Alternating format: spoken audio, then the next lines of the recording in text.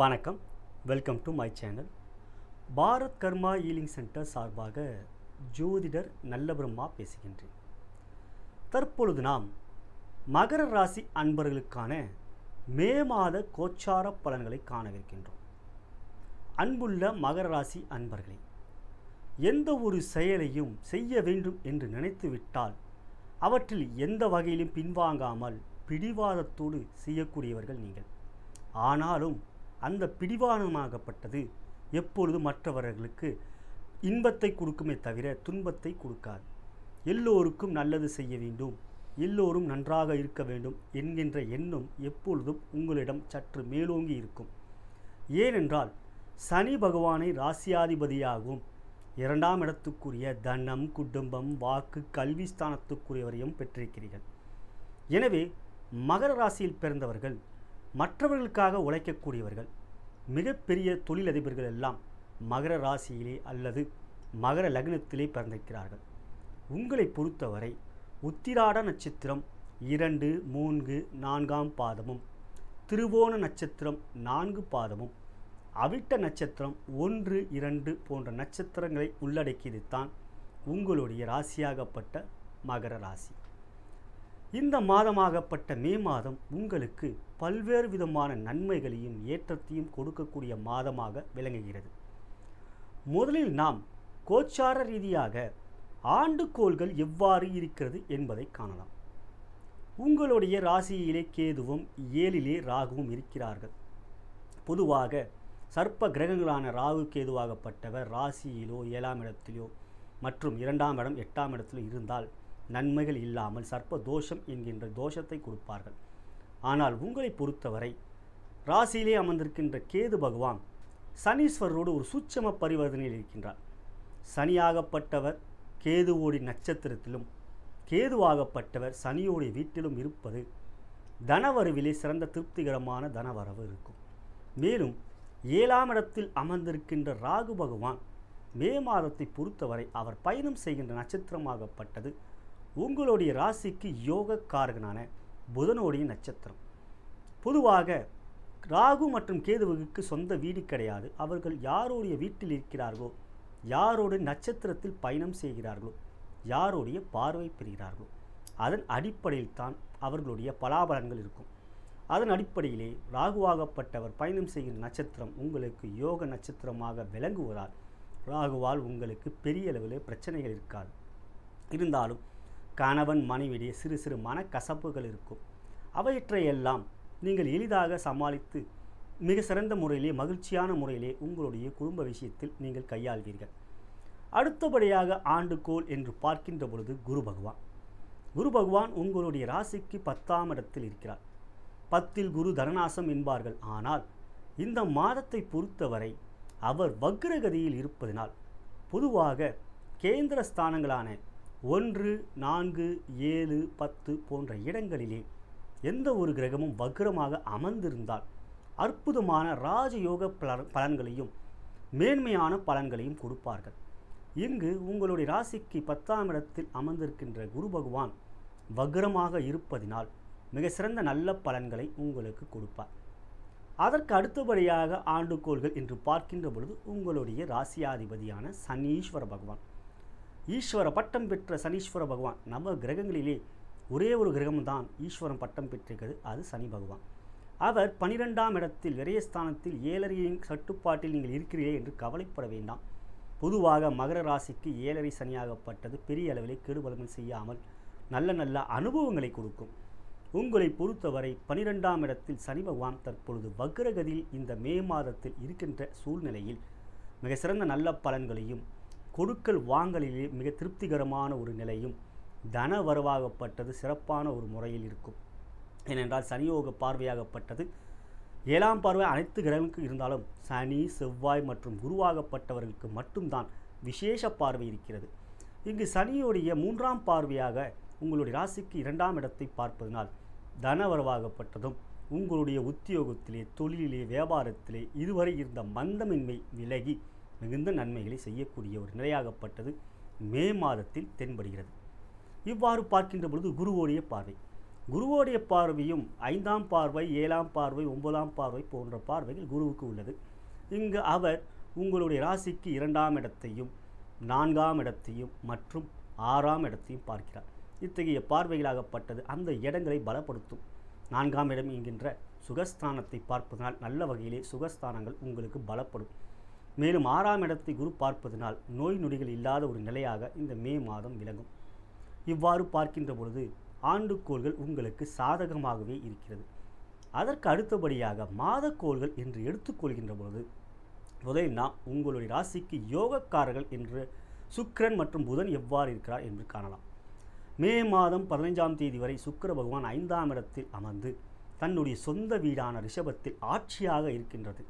அது உங்களுடைய ராசிக்கு 5ஆம் இடம் என்பதனால் அதிர்ஷ்டஸ்தானம், பூர்வ புண்ணியஸ்தானம் மற்றும் புத்திரஸ்தானமான 5ஆம் இடத்தில் சுக்கிரன் மிக பலமாக இருப்பதினால் உங்களுக்கு எல்லா விதத்திலும் மகிழ்ச்சியை இந்த மாதத்தின் முற்பகுதியிலே சுக்கிர பகவான் உங்களுக்கு அருள் புரிவார்.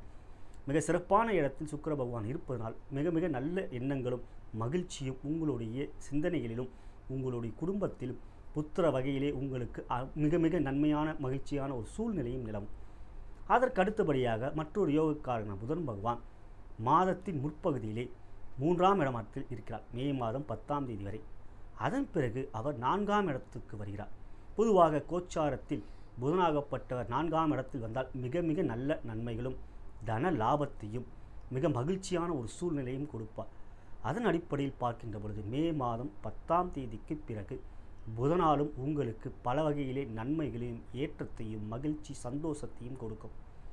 அடுத்த ஆண்டுக்கோள்கள் என்று எடுத்துக்கொள்கின்ற பொழுது சூரிய பகவான் மகர ராசிக்கு அதிபதியான சனீஸ்வர பகவானுக்கு எப்பொழுதும் ஜென்ம பகையாக கொண்டவர் சூரிய பகவான்.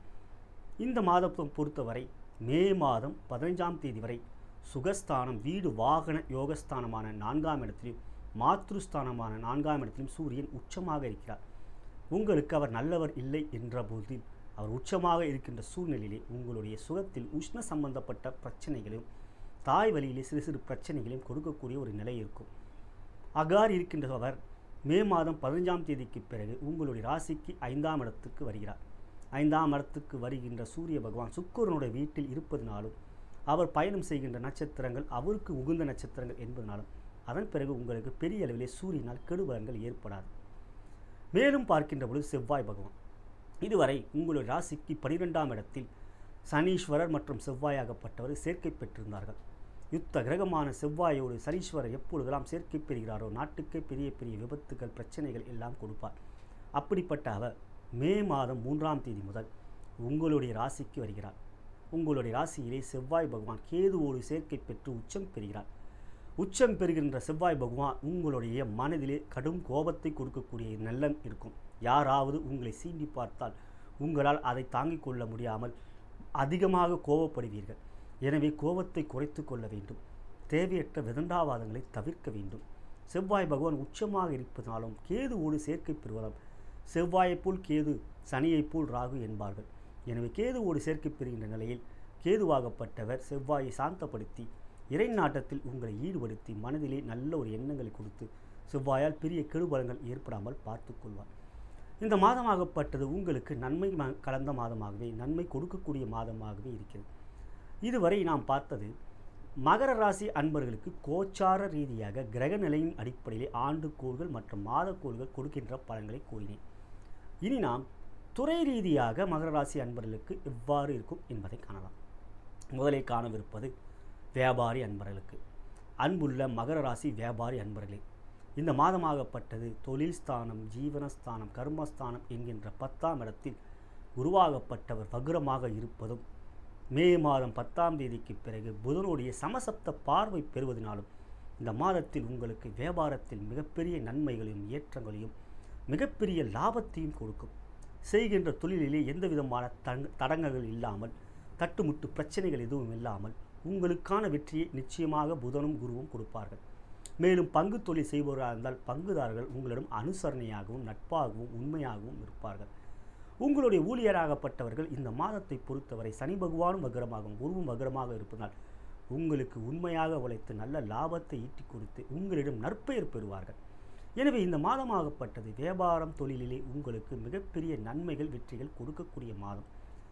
உங்களுடைய ஜனன ஜாதகத்தின் அடிப்படையிலே உத்திராடம், திருவோணம் மற்றும் அவிட்டத்தில் பிறந்த உங்களுக்கு மத்திய வயதிலே ராகு, குரு, சனி, புதன் போன்ற திசைகள் நடக்கும். இவைகள் எல்லாம் நீண்ட ஆண்டுகள் நடக்கக்கூடிய திசை. லக்னத்தின் அடிப்படையில், ஜனன ஜாதகத்திலே லக்னத்தின் அடிப்படையில் இவர்கள் பலமாக ஒருவர் இருந்து விட்டாலே, ராகுவாகப்பட்டவர் 18 வருடம், இவைகளெல்லாம் நீண்ட வருடங்கள் நடத்தக்கூடிய திசை என்பதனால் வியாபாரத்தில் இருக்கின்ற உங்கள் பெரிய பெரிய முதலீடு செய்கின்ற நீங்கள் உங்களுக்கான திசை எவ்வாறு இருக்கிறது, புத்தி அந்தரம் எவ்வாறு இருக்கிறது என்று கண்டுகொள்ளுங்கள். மற்றபடி பார்க்கின்ற பொழுது இந்த மாதமாகப்பட்டது உங்களுக்கு மிகப்பெரிய யோகத்தையும் வெற்றியையும் கொடுக்கக்கூடிய மாதமாகவே இருக்கிறது.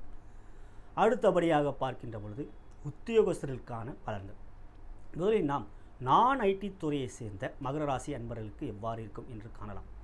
இதுவரை இருந்த மனக்குழப்பங்கள், சஞ்சலங்கள், வேதனைகள் எல்லாம் இந்த மாதம் உங்களுக்கு இருக்காது. உங்களுடைய ராசிக்கு 10ஆம் இடத்தில் குரு வக்ரமாக இருப்பதனால் நீங்கள் செய்கின்ற உத்தியோகத்தில் உங்களுக்கான மதிப்பும் மரியாதையும் பெயரும் புகழும் கிடைக்கும். சக ஊழியர்கள் நட்பு பாராட்டுவார்கள்.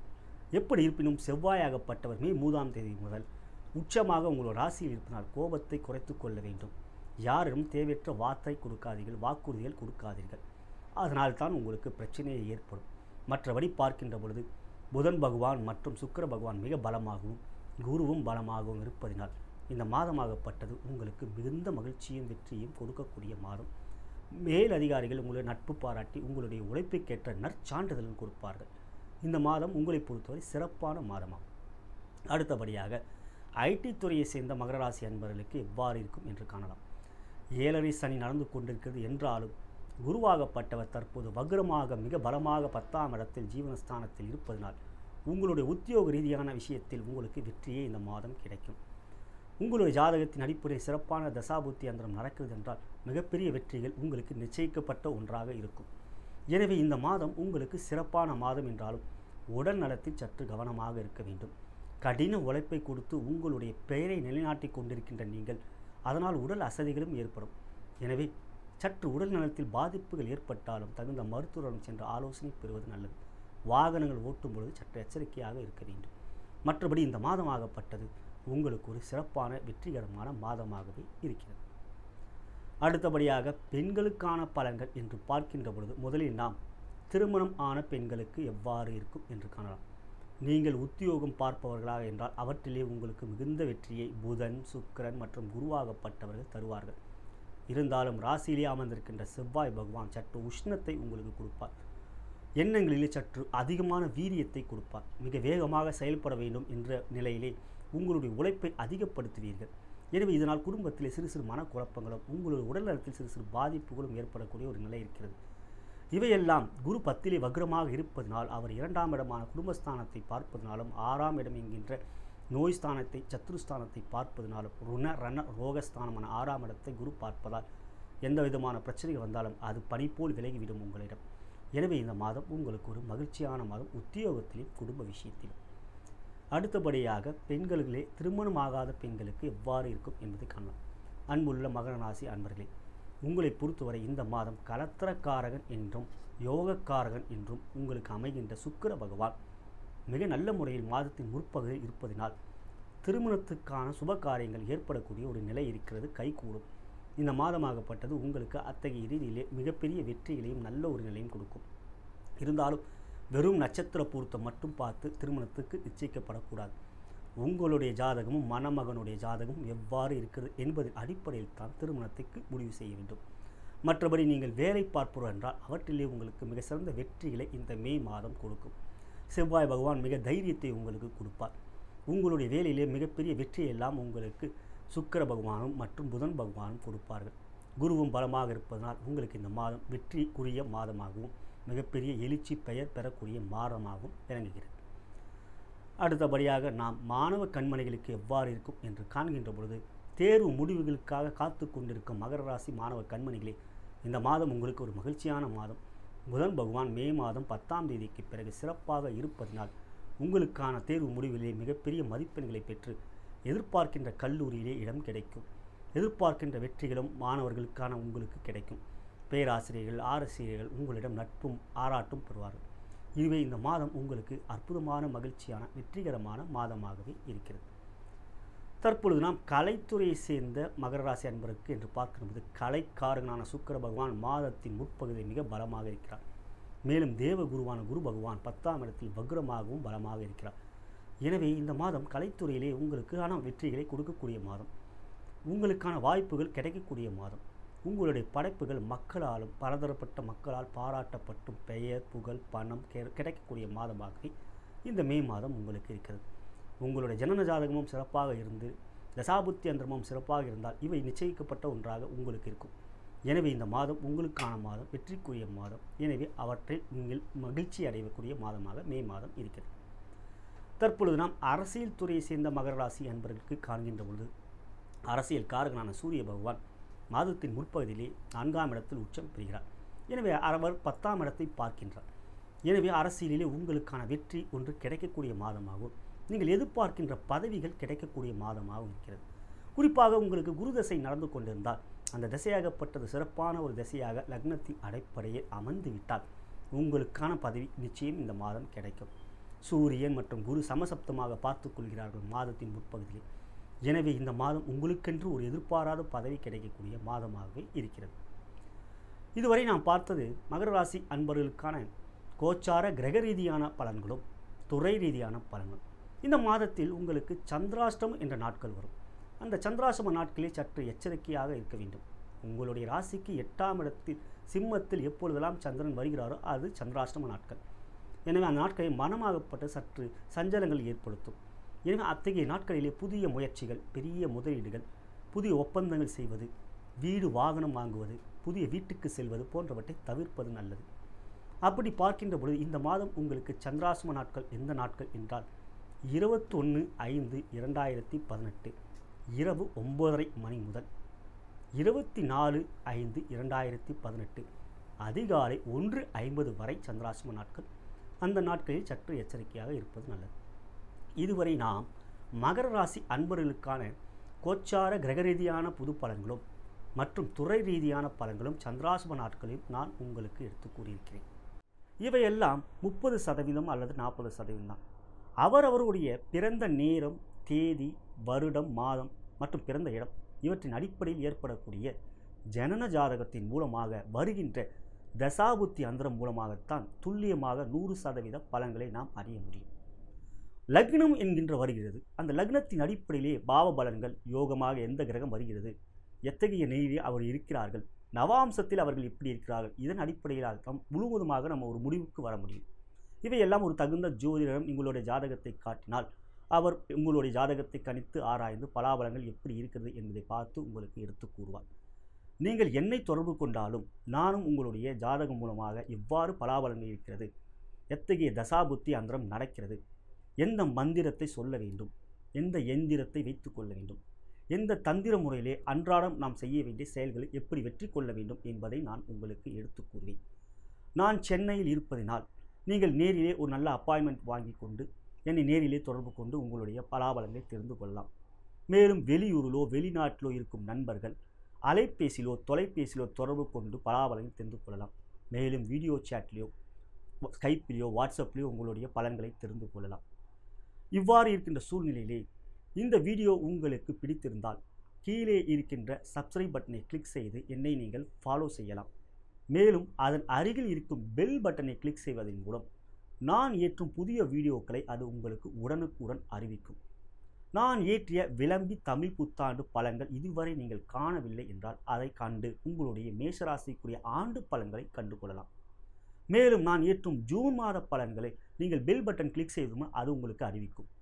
மேலும் இந்த வீடியோ பிடித்திருந்தால் கீழே இருக்கின்ற ஷேர் பட்டனை கிளிக் செய்து உங்களுடைய நண்பர்களுக்கு ஷேர் செய்யலாம். ஃபேஸ்புக்லேயோ வாட்ஸ்அப்லேயோ ஷேர் செய்யலாம். மேலும் லைக் பட்டனையும் கிளிக் செய்தால் எவ்வாறு நீங்கள் விரும்பியிருக்கிறீர்கள் என்பதை நான் அறிந்து கொள்ள முடியும் என்று கூறி, நான் வணங்கும் சித்தர்மார்களும் குருமார்களும், நான் வணங்கும் பார்வதி தேவியும் சிவபெருமானும் உங்களுக்கு இந்த மாதத்தில் எல்லா விதமான மகிழ்ச்சியும் மேன்மையும் வெற்றியும் சந்தோஷத்தையும் தருவார்கள் என்று கூறி விடைபெறுகிறேன். நன்றி, வணக்கம்.